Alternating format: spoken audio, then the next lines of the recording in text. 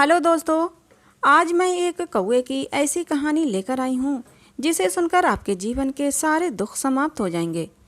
इस कहानी को पूरा अंत तक सुनना। इस कहानी का जो सार है वो आपके दुखों का निवारण करेगा। इस कहानी का सार आपको जब इस कहानी को पूरा सुनेंगे तभी समझ आएगा। कहानी अगर आप लोगों को अच्छी लगे तो प्लीज़ इसे एक लाइक कर देना।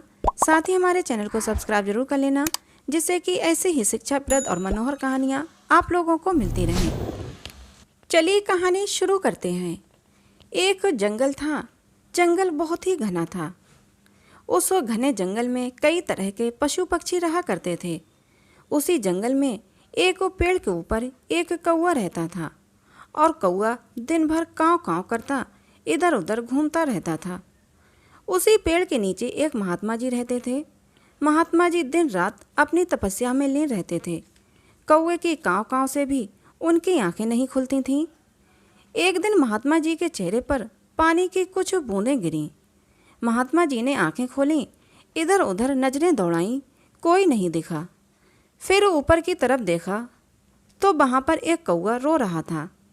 महात्मा जी ने कौवे को नीचे बुलाया और पूछा, क्या हुआ, तुम क्यों रो रहे हो? तो कौवा बोला कि रोऊं नहीं तो क्या करूं? भगवान ने इतने सारे पशु पक्षियों को बनाया, सबको इतना सुंदर रंग रूप दिया, फिर मुझसे ही दुश्मनी क्यों? मुझे ही क्यों काला रंग दे दिया? ये भी कोई रंग होता है? महात्मा जी मुस्कुराए और बोले, अच्छा तो काले रंग से दुखी हो, लेकिन कोयल भी तो काली होती है, उसे तो भगवान से कोई शिकायत नहीं है। कौवा बोला, बाबा मुझे मत समझाओ, मैं सब जानता हूँ। माना कि कोयल बहन काली है, लेकिन उसे मीठी आवाज़ तो दी है।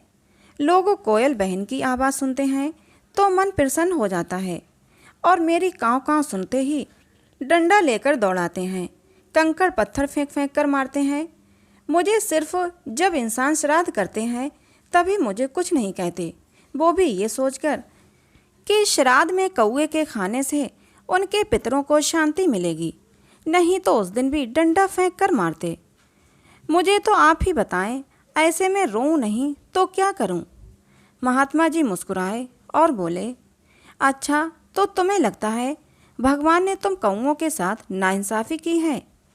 कौवा बोला, जी बिल्कुल नाइंसाफ़ी की है, क्या इसमें कोई संदेह है? महात्मा जी बोले, कोई बात नहीं, तुम परेशान मत हो, मैं तुम्हारे दुखों का निवारण कर सकता हूँ। मैं अपनी शक्तियों से एक बार तुम्हें जो चाहो बना सकता हूँ। ये सुनते ही कौवा खुश हो गया और बोला, बाबा मुझे हंस बना दो। हंस कितना सुंदर होता है, एकदम दूधिया सफ़ेद। महात्मा जी बोले, अच्छी तरह सोच लो, क्योंकि बार बार तुम्हें कुछ भी नहीं बना सकता, सिर्फ एक ही बार बना सकता हूँ। मेरे ख्याल से तुम्हें हंस से एक बार बात करके देख लेना चाहिए कि अपने रंग में वो खुश भी है या नहीं और अपने जीवन से खुश है या नहीं। कौवे तो वैसे ही काफ़ी चालाक होते हैं। उसे बाबा का ये आइडिया अच्छा लगा। बोला, ठीक है, मैं जाता हूँ और हंस भाई से मिलके आता हूँ। कौवा हंस के पास पहुँचा और हंस से बोला कि हंस भाई, कितने सुंदर हो तुम, कैसा सुंदर सफ़ेद रंग है तुम्हारा, तुम्हें देखकर लोग कितने खुश हो जाते हैं। दिन भर पानी में तैरते हो और मज़ा करते हो, तुम्हारा जीवन तो बहुत ही आनंदमयी है। कौवे की बात सुनकर हंस बोला, चुप हो जा काले कलूटे कौवे, मैं तेरी बकवास बहुत सुन चुका, अब आगे एक शब्द भी बोला तो इसी पानी में डुबोकर तेरी जान ले लूँगा। कौवा डरते हुए बोला, क्या हुआ हंस भाई, आपको भी कोई दुख है क्या? हंस बोला, दुख ही दुख है, भला ये भी कोई रंग होता है सफ़ेद? सफ़ेद रंग तो मातम का रंग होता है। लोग जब फ़ोटो खींचते हैं तब परेशान करते हैं, कंकड़ पत्थर मार मार कर उठाकर फ़ोटो खींचते हैं। मैं तो तंग आ गया हूँ पानी में रहते रहते, ना ज़्यादा दूर तक तुम्हारी तरह उड़ सकता हूँ, ना पेड़ों पर रह सकता हूँ। इससे अच्छा तो मैं मर ही जाऊँ, मुक्ति मिले इस जीवन से। कौवा हंस के ये बात सुनकर महात्मा जी के पास वापस आया और बोला, बाबा हंस तो मुझसे भी ज़्यादा दुखी लगता है, अब मुझे हंस नहीं बनना, ऐसा करो आप मुझे तोता बना दो। महात्मा जी बोले, बना दूंगा, पर तोते से भी मिलाते तो अच्छा होता। क्या पता तोते को भी हंस की तरह कोई दुख हो। कौआ बाबा की बात मान गया और तोते से मिलने चला।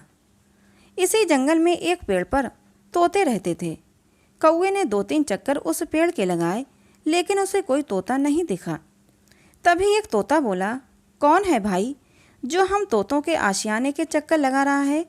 क्या परेशानी है आपको? फिर कौआ बोला, अरे तोता भाई, मैं हूँ।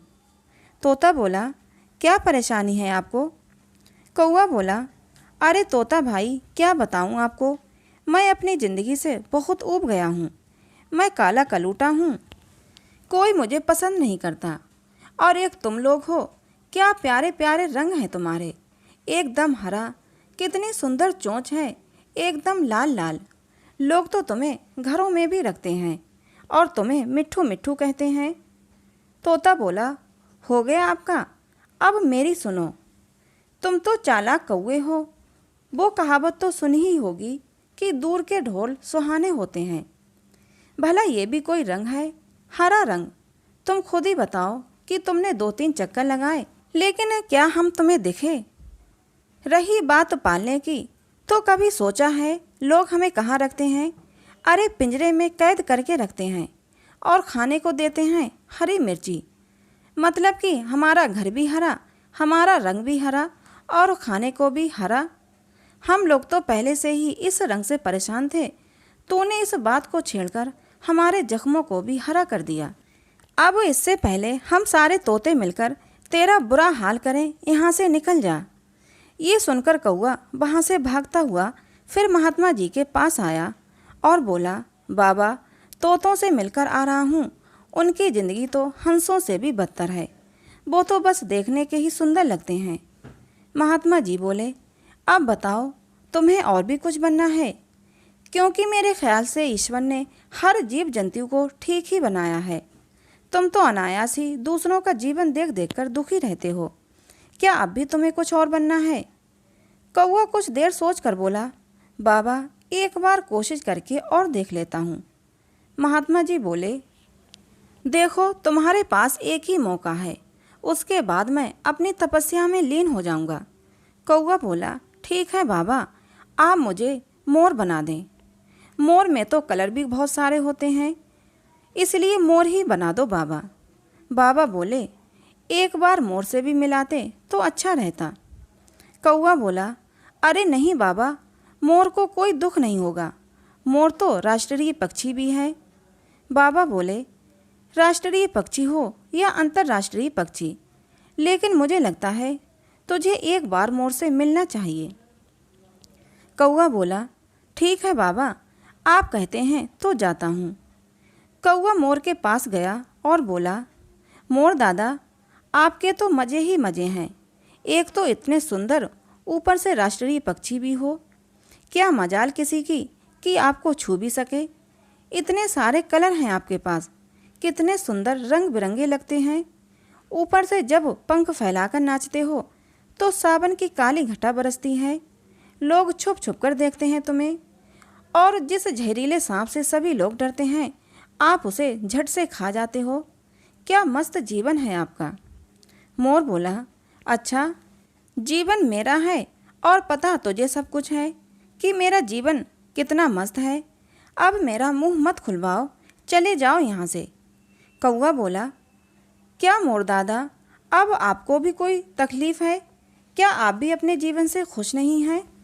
मोर दुखी होकर बोला, खुशी क्या होती है तुझे तो पता ही नहीं है। जिसके पंख उसके जिंदा रहते हुए ही उसके शरीर से उखाड़ लिए जाएं, वो भला खुश रह सकता है? वैसे तो मैं राष्ट्रीय पक्षी हूँ, खुलेआम कोई मेरा शिकार नहीं कर सकता, पर चोरी छुपे शिकारी हमारा शिकार कर ही लेते हैं। क्या तू जानता है, हमारे सुंदर पंखों को नोचकर पैसे कमाते हैं ये लोग। हमें तो पता ही नहीं होता अगले दिन जिंदा भी रहेंगे या नहीं। हमारे सुंदर पंख ही हमारे सबसे बड़े दुश्मन बन गए हैं। पता नहीं भगवान ने मुझे मोर क्यों बनाया, इससे अच्छा तो तेरे जैसा काला कलूटा कौआ बना देता। कौवा बोला, क्या बोलते हो दादा, ये काला रंग भी कोई रंग होता है? मोर बोला, तुझे रंग की पड़ी है, यहाँ हमारी जान के लाले पड़े हैं। ये सुनकर कौवा बोला, ना तो हंस खुश है अपने जीवन से, ना तोता खुश है, ना आप खुश हो, फिर कौन खुश है? किसका जीवन सबसे अच्छा है? मोर बोला, तेरा जीवन सबसे अच्छा है। कौवा बोला, वो कैसे? मोर बोला, तूने कभी मटन बिरयानी सुनी है? कौवा बोला, हाँ। मोर बोला, तूने चिकन बिरयानी सुनी है? कौवा बोला, हाँ। मोर बोला, तूने कभी कौवा बिरयानी सुनी है? कौवा बोला, नहीं। मोर फिर बोला, तो तेरा ही जीवन सबसे अच्छा है, ना जान का खतरा, ना पिंजरे में कैद होने का खतरा, अपनी मर्जी से मौज लेकर इधर उधर उड़ता फिरता है। कौवा ये सब सुनकर शांत हो गया और सोचने लगा कि मैं आज तक भगवान को कोसता रहा, अपने रंग रूप और अपनी आवाज़ को लेकर दूसरों को अपने से बेहतर समझता रहा, पर आज पता चला मेरा जीवन कई जीव जंतुओं से कहीं बेहतर है। कौवा भागता हुआ महात्मा जी के पास आया और उनके चरणों पर गिर पड़ा और कसम खाई कि मैं आज से अपने जीवन की तुलना किसी और के जीवन से नहीं करूँगा। मैं जैसा भी हूँ अपने आप में सर्वश्रेष्ठ हूँ। महात्मा जी ये सब सुनकर प्रसन्न होकर कौवे को आशीर्वाद देते हैं और तपस्या में लीन हो जाते हैं और कहानी समाप्त होती है। लेकिन रुकिए, आखिर इस कहानी से हमें क्या शिक्षा मिली? तो सेम सिचुएशन हमारे साथ भी है। हम दूसरों से खुद को कंपेयर करते रहते हैं। कोई रंग रूप को लेकर दुखी है, तो कोई रोजगार को लेकर दुखी है, तो कोई रिश्तों को लेकर दुखी है कि मेरा पति अच्छा नहीं है, कि मेरी पत्नी अच्छी नहीं है। हम लोगों को किसी न किसी रूप में ईश्वर से शिकायत ही रहती है। इंसान खुद से दुखी नहीं है, बल्कि वो दूसरों की खुशी से दुखी है। हालांकि हमें सोचना चाहिए, जो लोग दिखने में खुश लगते हैं, सुंदर लगते हैं, लेकिन उन्हें भी कहीं ना कहीं दुख जरूर होगा। इसलिए अपने हाल में मस्त रहें। ईश्वर ने आपको जैसा भी बनाया है, जो कुछ दिया है, उसी में संतुष्ट रहें। हाँ, आगे बढ़ने का प्रयास हमेशा करते रहें। तो दोस्तों, ये जो कहानी थी बहुत ही शिक्षाप्रद कहानी थी। आपको इस कहानी से क्या सीखने को मिला? इस कहानी से आपको क्या शिक्षा मिली? कमेंट बॉक्स में ज़रूर बताना। कहानी अगर आप लोगों को अच्छी लगी हो तो प्लीज़ इसे एक लाइक ज़रूर कर देना। साथ ही हमारे चैनल को सब्सक्राइब करना बिल्कुल मत भूलना। मिलते हैं अगली किसी नई कहानी में।